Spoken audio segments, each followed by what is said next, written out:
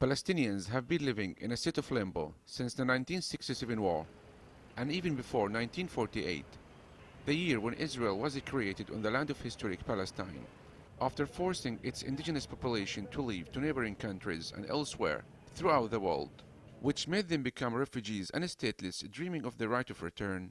Since 1967, when Israel occupied the Gaza Strip and the West Bank, it has been in control of the Palestinian Population Registry and all important cards required to enter Gaza and the West Bank.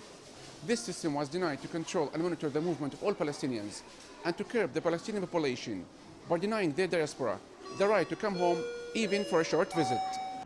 The Real News talked to Samah Sabawi, a Palestinian writer from Australia, who managed to enter Gaza to visit her family for the first time in 17 years.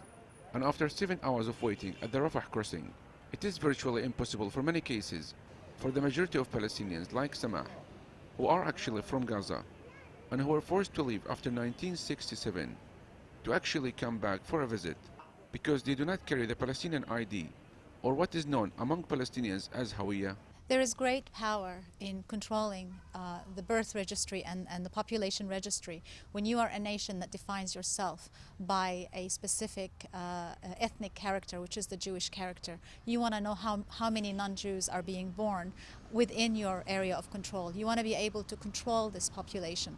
So it's a great measurement of controlling not only the exit and entry and movement of the population, but also to implement a kind of a segregation so that you have people within the West Bank who cannot come to Gaza because they've got they're confined by their IDs to the West Bank, and you've got people in Gaza who can't dream of going to the West Bank for the same reason. The Rafah crossing is Gaza's only gate that bypasses Israel and controlled by Egypt, but only Palestinians with Israeli approved ID cards can use this crossing.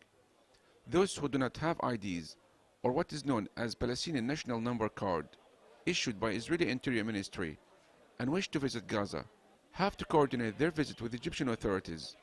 In case their attempts failed, the alternative is to use underground tunnels between Gaza and Egypt.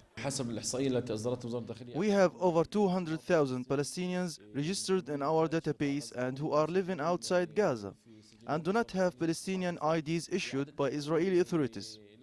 They have applied for family unification, registration and residency. This issue was stopped by Israeli authorities some years ago.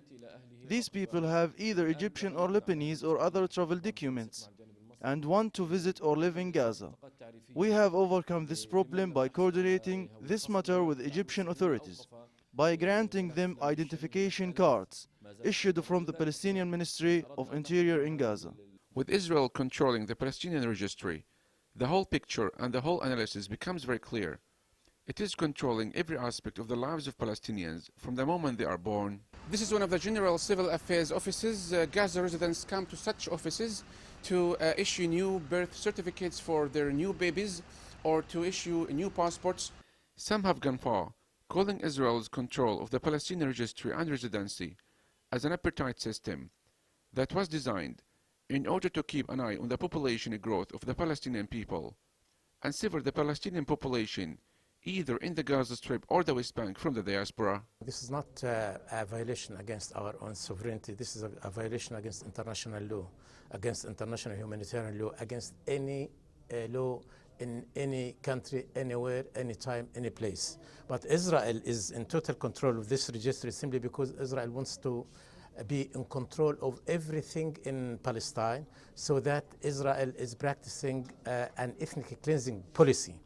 Whenever Israel knows that there is a growth in Palestinian population, Israel uses a new strategy in order to de-Palestinianize, depopulate, and de-Arabize Palestine, and to use this ethnic cleansing policy. And Israel has been doing that ever since 1967.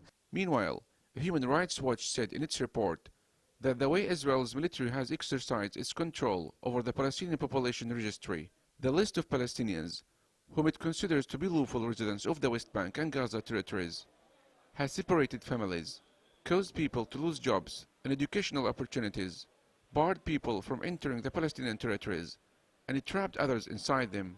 It is absolutely the responsibility of the Palestinians to resist this kind of control and this kind of apartheid. When you're controlling the birth registry of the Palestinian and you're issuing ID cards to the Palestinians, you're also issuing status within your society. So those who are of Jewish ethnicity and who are Israeli citizens, they get preferential treatment above all else.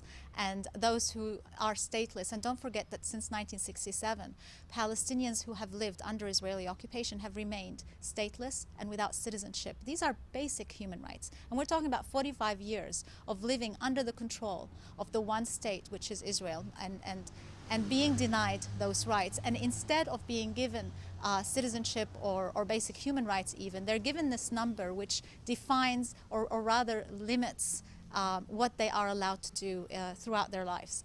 While Israeli policies on the Palestinian residency denied thousands of Palestinians the ability to live in and travel to and from the West Bank and Gaza, the system of ID cards is used as a weapon to further cement the implementation of the fragmentation of the Palestinian population, as it confines the Palestinians to their geographic Israeli-controlled Bantustans. Yusuf Al-Halo for The Real News, Gaza.